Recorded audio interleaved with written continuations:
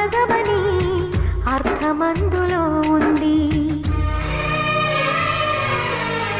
అపజయాలు కలిగిన చోటే గెలుపు పిలుపు వినిపిస్తుంది.